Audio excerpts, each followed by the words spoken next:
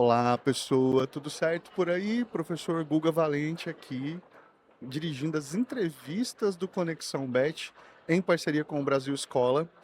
E mais uma vez agradeço demais a sua audiência. Se você está por aqui, aproveite para passear gratuitamente pelos estandes, para conhecer as novidades sobre educação e tecnologia que a Bet Brasil tem mostrado para nós.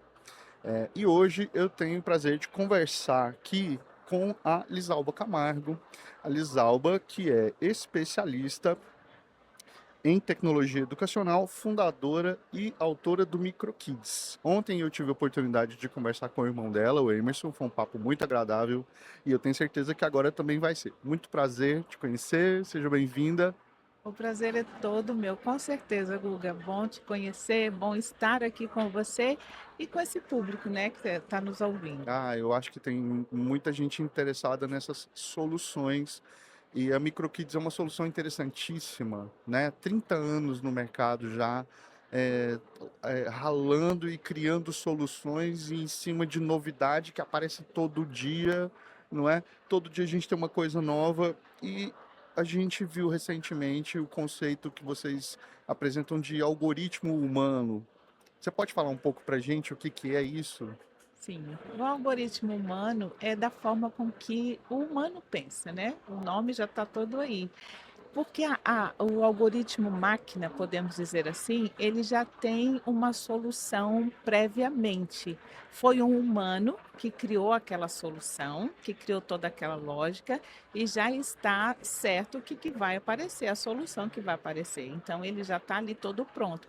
O algoritmo humano não, ele já tem todo um pensar diferente, né? Porque tem as emoções, a cognição. Então é um pensamento assim de cada pessoa, né, que nós precisamos inclusive de respeitar o algoritmo humano, que é cada ser humano tem o seu pensar, o seu raciocínio, a sua intensidade, né, da cognição, da emoção, então tem todo esse lado que é muito importante estarmos também olhando para esse lado sem ser só a máquina. É muito diferente de a gente pensar numa fórmula matemática, né?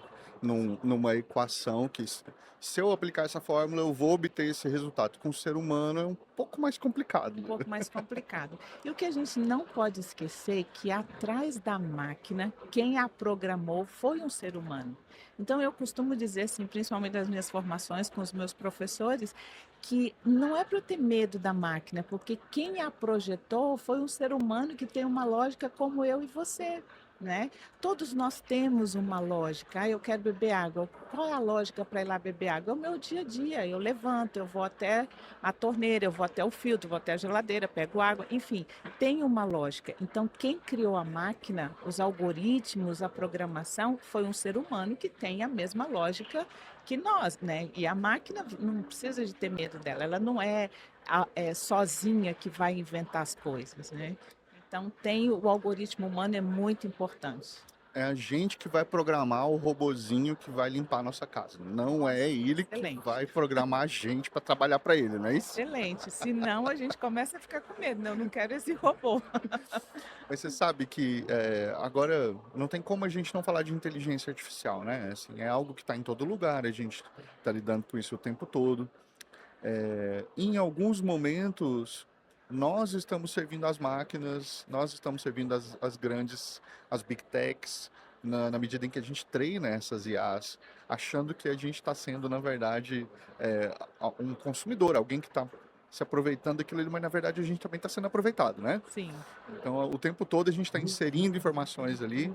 Surgiu uma trend recente aí, peça para o chat GPT fazer uma mini bio sua, né? Com o que ele sabe sobre você. Eu fiquei assombrado, que eu fiz a minha, eu falei, meu Deus do céu, o que que eu já disse, né, para essa empresa, o que que eu já dei de informações minhas para essa empresa sem perceber. Estou aqui fazendo uma coisa para o meu trabalho, estou aqui pensando e tal, de repente, né, a gente está se entregando. E ontem eu falei muito sobre a questão do letramento digital. Como é que você acha que isso tem que ser feito com as crianças? Assim, quando é que a gente começa esse letramento digital? A parte do letramento digital é algo que nós precisamos de ter um olhar muito consciente, um olhar assim muito muito profundo, né? Porque é muito importante. Desde que você aprende, tanto é que a BNCC Computação, ela vem trazendo três eixos: o pensamento computacional, o mundo digital e a cultura digital. Bom, pensamento computacional é mais fácil de entender, né? Que é todo você pegar todo um problema, solucionar esse problema, né? A solução de problemas. Então você faz uma decomposição, um reconhecimento de padrões, uma abstração e toda uma sequência que é o passo a passo nosso, é a nossa lógica do dia a dia. Então é fácil das pessoas entenderem. Mas o mundo digital, o que é? Não é só você simplesmente mexer nas telas, não é você colocar, usar a tecnologia, mas sim entender o que está atrás das telas. Então, o que você diz, por exemplo, tudo que é de graça no digital, você é o produto. É. Você está colocando. Então, você pode até usar o chat GPT de graça, como você falou, mas você estava sendo o produto, você alimentou com as suas informações, né?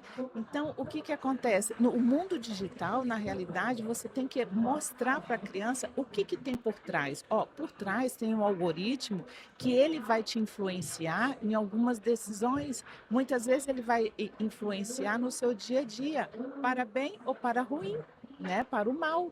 Então, é necessário esse letramento digital, é necessário entender o que tem por trás das telas, qual é o tipo de programação, o que está acontecendo. E também a cultura digital, como que eu me comporto diante do mundo digital. Porque não tem por onde fugir, não tem como fugir. Ah, eu não quero trabalhar com isso na minha escola. Primeiro que a BNCC Computação é obrigatória, né? Por que obrigatório? Porque inventaram isso? Não, porque essas habilidades que devem ser desenvolvidas, que estão estabelecidas na BNCC Computação, elas são direito dos nossos alunos. Então, eles têm direito de entender o que está por trás das telas. Eles têm direito de entender o que eles devem pensar na hora que eles estão colocando os dados, né? A segurança, como que eles devem se comportar, não é sair xingando as pessoas só porque está no virtual, não é sair cancelando, né? Tratando as pessoas mal dessa forma. Então, assim, o letramento digital, ele mostra, ele desenvolve essas habilidades que é para o cidadão, né? Que todo mundo está na tecnologia, não tem como fugir. É. Né? Até as tias do Zap que falam, né? Então, assim, não, eu não quero saber disso, mas não tem como. Nós estamos no mundo digital e precisamos saber nos comportar nele. É. Assim como a gente não teve letramento para a internet, né, 30 anos atrás, nós ainda não temos um letramento amplo e restrito nas escolas para a relação com as redes sociais ou com os aplicativos em que a gente pode comunicar-se com outras pessoas. Então não se trata de a gente se colocar contra um jogo virtual em que as pessoas vão se encontrar lá. Eu acho que não é por esse caminho, Exatamente. mas é por um caminho de educação mesmo, de saber até onde eu posso ir, né? Então a educação que minha mãe me deu é uma educação, olha, esse lugar do bairro eu não quero que você vá. Por quê? Porque eu sei que lá você vai estar exposto, lá vai ser mais perigoso, eu não quero que você vá. Eu acho que é a mesma coisa com a criança. A criança que tem um bom letramento digital, ela vai saber que lugares ela não pode ir na internet. Eu acho que o grande problema está em como conter a curiosidade da criança que se sente segura dentro do seu quarto, no seu celular. A criança pensa que, bom, aqui não acontece nada comigo. As paredes estão aqui, meus pais estão ali na sala, eu estou aqui no meu celularzinho, no joguinho, então por que eu não posso ir lá? É. Né? E aí a gente vê que o mal que pode causar, né? Lá na frente, ou talvez no presencial, né? No presente. Sim. Então, assim, essa parte do letramento, realmente, e você está falando de valores, de princípios, que isso é muito importante. E é o fundamento, né? Toda a família deveria ter todo esse fundamento, esses princípios, esses valores. E isso é que nos rege, né, para a nossa vida. E só que quando chega na educação, muitas vezes os professores até entendem, mas como colocar isso tudo em prática? Porque cada aluno ele chega de uma forma. É. Ele chega com valores diferenciados, ele chega com princípios diferenciados. E aí, qual é o meu papel enquanto educador na minha escola com 30, 35 alunos? O que que eu devo fazer? Né? E a tecnologia, ela vem para contribuir. mas a aprendizagem está na educação. A inovação tem que vir da educação e não da tecnologia, porque a inovação maior é a forma de aprender, né, de ensinar e aprender. Aham. Aí é que deve ser a nossa virada de chave, porque igual você falou, né, quando apareceu a internet na educação, foi um caos. Foi. Por quê? Os alunos copiavam e colavam. Ah, vai fazer um trabalho sobre um assunto. Então, o que eles faziam? Iam lá no Google, colocava a palavra-chave, dava enter, 300.000 sites apareciam com aquela palavra, eles iam no primeiro, no segundo, copiavam, colavam e pronto, passava para o professor. Então foi aquela discussão enorme, o que fazer? Ah, vamos retroceder, não pode usar a internet nos trabalhos, não pode copiar, não pode fazer isso, não pode fazer aquilo outro. Ah, o aluno tem que copiar. Tá, mas usando a tecnologia com o tradicional, ele faz a pesquisa e depois ele tem que copiar o que está no site? Como que é isso? Então, a forma da aprendizagem é que tem que ser diferenciada. Você pode até fazer uma pesquisa na internet, mas você tem que ter construção. Então, o que eu coloco de construção depois daquela pesquisa é que vai ser o diferencial. E nos dias atuais, qual está sendo a guerra? A inteligência artificial. É. Exatamente o mesmo caos que aconteceu anos atrás com a internet, né? A pesquisa na Sim. internet. E aí estão dizendo, e agora com a IA, o que vai fazer? A escola precisa de fazer uma reflexão. Se a IA está respondendo para o aluno, qual é o papel da escola?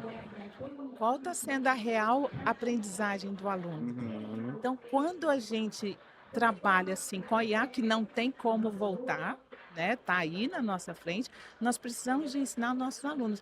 E sabe que eu vejo algumas coisas boas, Guga? Por exemplo, como que essa garotada se comunicam já de um tempo para cá? É tudo com gírias, abreviações, VC, não sei o quê, Uhum. tudo no Com WhatsApp, emoji, o né? emoji, e aí era a comunicação deles. E estava pegando muito essa comunicação. Então, as interpretações deles, a comunicação estava exatamente essa. Com a inteligência artificial, não. Eles precisam de se comunicarem, uma comunicação estruturada, né, pensada, planejada para eles terem bons resultados com a Senão a inteligência. resposta que ele vai obter é totalmente diferente do que ele estava imaginando, né? É genérico. Se eu faço uma solicitação genérica, vai vir um resultado Sim. genérico. Então, isso Começar a já perguntar. contribuiu. É. Já contribuiu. Tem que ter uma comunicação estruturada. Agora, o que fazer?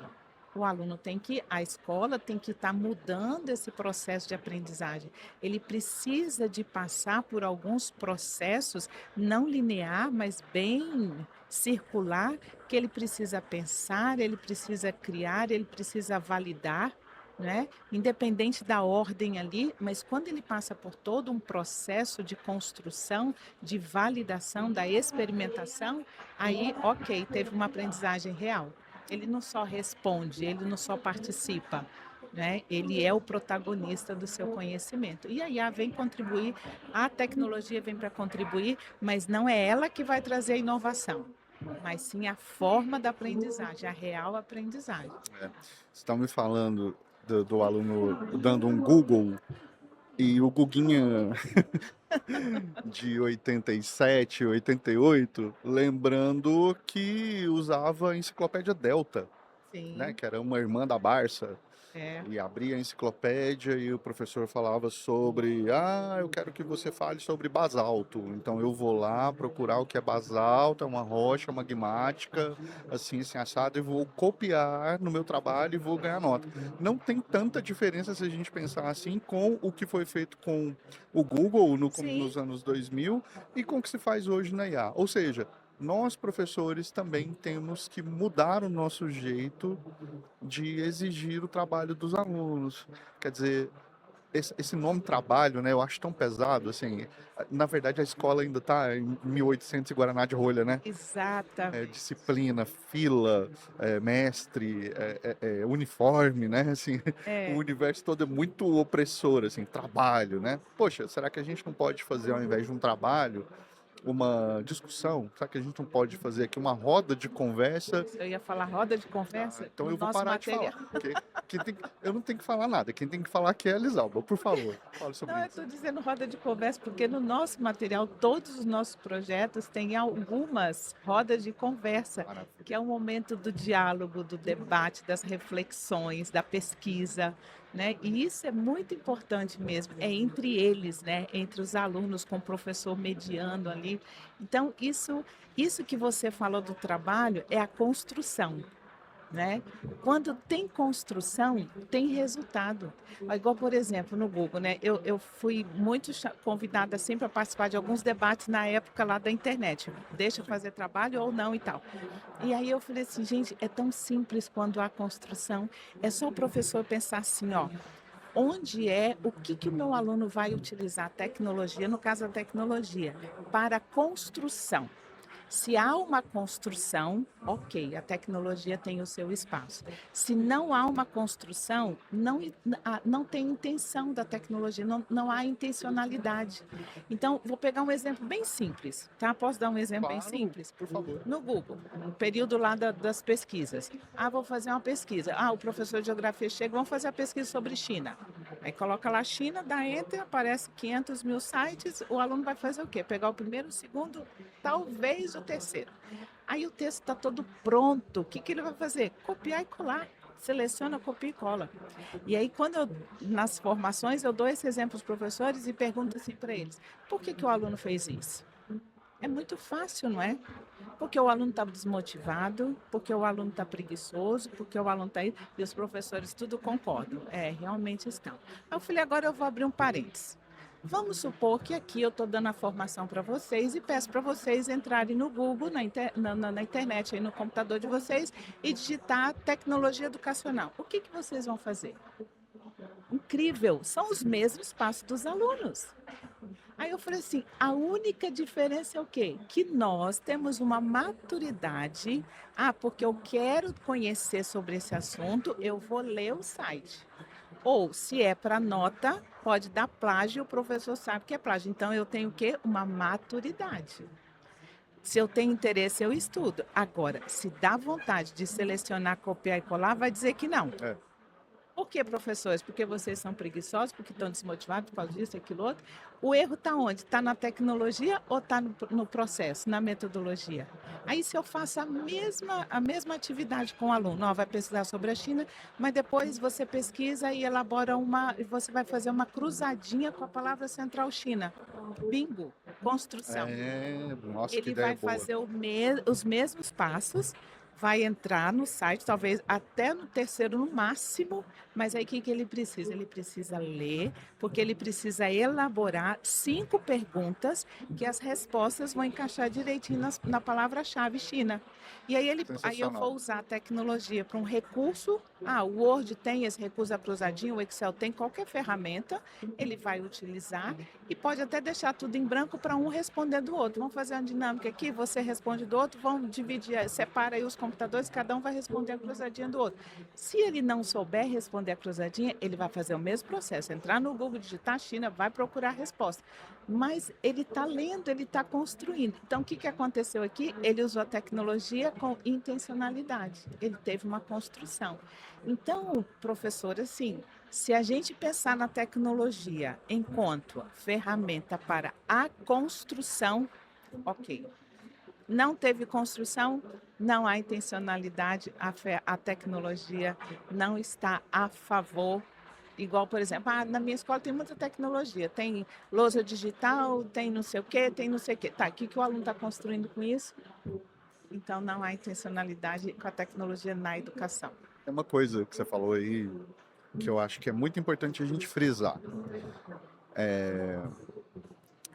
O aluno não pode usar a tecnologia como sendo um depósito daquilo que a tecnologia vai disponibilizar para ele. Ele tem que ser ator. Exatamente. Ele tem que ser ativo quanto ao uso da tecnologia. Ele tem que saber fazer a pergunta, Uhum, né? Ele não tem só que receber. A resposta é importante, mas ele saber fazer a pergunta é tão importante quanto. E excelente. isso, para mim, remete ao fato de que nós falhamos na educação em não falar para os alunos que existem maneiras diferentes de a gente aprender. Eu falo por experiência própria, eu demorei muito tempo para entender como é que eu aprendo, qual é o meu jeito de aprender. Não existe uma regra sobre todo mundo aprender do mesmo jeito. O que funciona para um não funciona para outro. Somos pessoas diferentes, com formações diferentes, com cabeça diferente. Verdade. Então, assim, eu e minha irmã, nós vivemos na mesma casa, criados pelos mesmos pais e tal. Ela estuda de um jeito completamente diferente do meu, que não funciona para mim. E eu passei a vida inteira tentando estudar igual a ela e não deu certo, foi muito ruim. O dia que eu aprendi a estudar, funcionou. Então, se eu acho que a escola tem um papel muito importante nisso também. Ó, você precisa aprender a aprender. Aprender como é o seu tipo de aprendizado, né?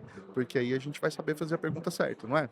Quando a gente entender que a grande inovação parte daí que você falou, a reflexão excelente, a grande inovação parte daí, a gente vai tirar o olhar somente para a tecnologia. Porque ela não, não é a tecnologia que é inovação na educação, não, é a aprendizagem, É, a forma de aprender. E o que você falou, super verdadeiro. Eu e minha irmã também somos igual carne e unha, tipo gêmeas, né? A diferença é muito pequena. Mas a minha forma de aprender é muito diferente dela. Muito diferente. Então, cada uma foi para uma área assim, eu sou mais da área da lógica, da matemática e tal, e ela não gosta dessa área. E nós aprendemos e tivemos o mesmo direcionamento dos nossos pais, né? Então, numa turma de 35 alunos, e aí o professor? Vamos é, tirar assim que o professor, às vezes ele não tem, ele não é que ele não entende, ele entende todas as metodologias, mas ele fica assim, e agora como que eu vou colocar na prática? Né? é. Com esse tanto de alunos aqui, é fácil? Não é. Eu sou de sala de aula, você também, e a gente sabe que não é fácil. É. Então, o professor ele tem um papel muito importante nessa jornada e nessa trajetória da educação. E assim, eu acho que um recado para professor, sobretudo para aqueles que estão começando agora, é assim, tenha paciência. Tem muito aluno que pega a sua palavra na primeira vez que você diz e ele nunca mais vai esquecer, porque tem gente que tem esse privilégio de ter Sim, essa cabeça, essa memória. Tem gente que vai demorar a digerir aquilo ali. O meu tipo de aprendizado, vou me expor aqui, tá? O meu tipo de aprendizado é o de, se o professor não foi redundante o suficiente, ele falou assim, ó, então a lagarta vai passar por uma metamorfose e vai virar essa borboleta. Eu vou levantar a mão e vou falar, professor, então quer dizer que a lagarta acaba sofrendo uma mudança e vira uma borboleta? Eu vou falar a mesma coisa que ele falou, aí hã? ele vai confirmar e dizer isso, aí aquilo sedimenta em mim. Eu imagino que os meus colegas deviam olhar e falar, nossa, que porre que é estudar com esse O cara, professor já falou já isso. falou isso, né? E hoje eu tenho uma aluna que é desse jeito e eu faço questão de falar de novo e validar. Eu falei, ótima pergunta, porque a gente precisa validar as intenções dos nossos alunos Verdade. ao aprender, né, Elisalva? Vendo você falando isso, eu sou um pouco parecida. Só que, como eu gosto muito da área da matemática, eu tenho que me autoexplicar na minha Ah, mente. O professor fala uma coisa, eu tenho que me explicar, geralmente com alguns macetes. E aham. aí, quando eu entendo a minha explicação para mim mesma, aí pronto, aí eu estou tranquila, entendeu? Isso é Se eu maravilhoso, não né? entendi, se eu não conseguir me explicar, eu não entendi. Aí eu vou lá ser a chata também. Mas Mas, cada um é muito é, interessante, né. É um eu, algoritmo humano, né. aí, ó, tá vendo? Voltamos ao início, né? Voltamos ao que a gente estava Exato. falando no começo. Eu acho que eu achei interessantíssimo esse conceito. Porque a partir do momento que nós, professores, entendermos isso, a gente vai lidar de maneira diferente com o nosso estudante. A gente vai tratá-lo como indivíduo.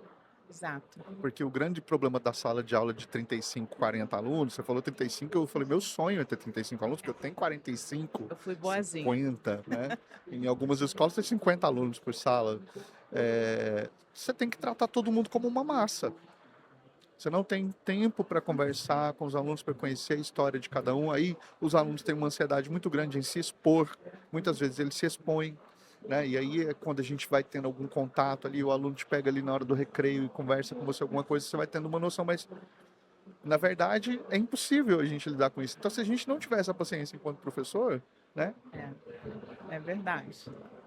E a MicroKids, por mais que seja uma empresa de tecnologia educacional, ela nasce na educação e não na tecnologia, né. Eu sou professora desde os 15 anos de idade, eu comecei a dar aula. e tem 35 anos que eu tive a oportunidade de ser capacitada pela equipe que estava trazendo a tecnologia para o Brasil. A primeira equipe que foi do estado do Espírito Santo, que eu sou de lá, né? Eu era professora da rede estadual de ensino, quando eu fui selecionada, e de lá para cá eu não parei mais, né?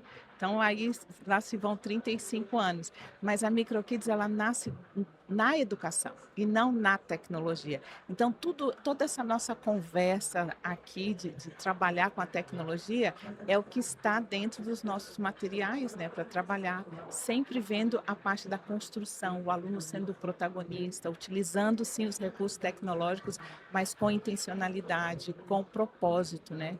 Isso é muito bacana. Eu achei sensacional você falar isso, porque a gente tem uma tendência a entender a tecnologia como sendo o eletrônico, a internet, tudo mais, quando na verdade estudar é uma tecnologia, né? Sim, Adquirir conhecimento, ter a intencionalidade de aprender a tecnologia, escrever caligrafia é sim. tecnologia, né?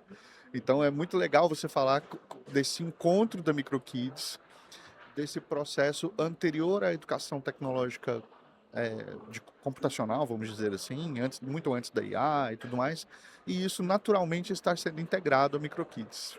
É. É muito E, bacana. e aí as pessoas perguntam assim, e agora com a IA, o que que vocês vão fazer? Porque a tecnologia tem uma inovação a cada dia, né? Sim. Então a gente está em constante atualização, com certeza, porém o nosso DNA está na aprendizagem. Então, o que que eu quero? Seja qual for a ferramenta, o meu aluno ser o protagonista, ele vai construir. Então, nós temos projetos de vários temas, onde o aluno ele vai criar startup. Dentro de um projeto de tecnologia educacional, sim. O aluno vai fazer uma planilha de investimento, ele vai estudar sobre investimento, ele vai fazer games, ele vai desenvolver games, ele vai fazer jornal. Então, assim, fazer vídeos, documentários, mas dentro de um propósito, né? Dentro de uma construção. Então, a nossa metodologia, que é em cima, baseada nas metodologias ativas, né? STEAM, toda essa parte, que é a metodologia etc., que a gente chama, que é educação, tecnologia e construção, Que ótimo. né? A tecnologia deve sim existir dentro da educação, mas sem a construção não tem sentido. Então, por isso que é educação, tecnologia e construção. Então, todos os nossos projetos, eles estão baseados nesse processo de aprendizagem, né? Onde o aluno vai ser sempre o protagonista, ele que vai ser o autor, como você disse, né? E ele vai fazer todas essas construções. E a tecnologia é um meio para isso.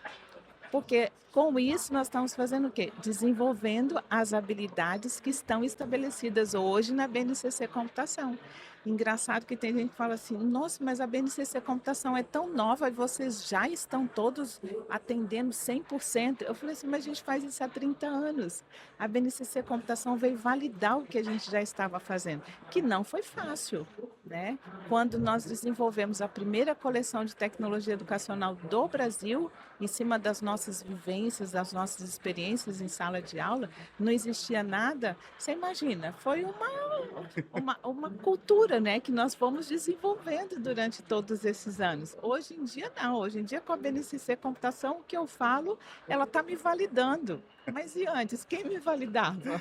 A BNCC veio colocar o selo assim, vocês estão É, certos. isso. E eu agradeço muito. E para mim, assim, particularmente, foi uma evolução muito grande na Com certeza, educação, com certeza. porque essas habilidades devem ser desenvolvidas com os nossos alunos, é direito deles. Isalba, infelizmente nosso tempo acabou. Eu poderia continuar nessa conversa com você aqui horas e horas, É muita prosa, né? muita coisa interessante. Educação é um tema sem fim. Verdade, E falar sobre educação é aprender, e é ensinar, e é trocar, né? Assim, é metalinguagem. Falar sobre educação é metalinguagem, porque a gente está o verdade. tempo todo nesse processo. Enquanto fala sobre educação, a gente educa e a gente aprende e a gente troca. Sensacional. É. Eu queria te agradecer imensamente por essa disponibilidade de vir aqui conversar conosco. Muito obrigado, parabéns pelo seu trabalho e pode dar seu recado final. Muito obrigada, Guga. Sim, adorei também esse nosso bate-papo, essa nossa prosa, né? Essa É prosa. muito gostoso conversar com o professor, com pessoas da educação. E você, professor, que às vezes pode estar sentindo um pouquinho de receio da tecnologia, não fique receoso, porque quem vai construir é o seu aluno, você é o mediador, você é a autoridade na área. E qual é a principal área? De aprendizagem, da educação, o que você já faz com maestria. Então fique tranquilo, e se precisar de alguma coisa, a MicroKids está aqui para contribuir. Guga, Muito muito obrigado. obrigada. Valeu. Gente, não sai daí. Daqui a pouco, depois do intervalo, a gente volta com mais entrevista. Muito obrigado.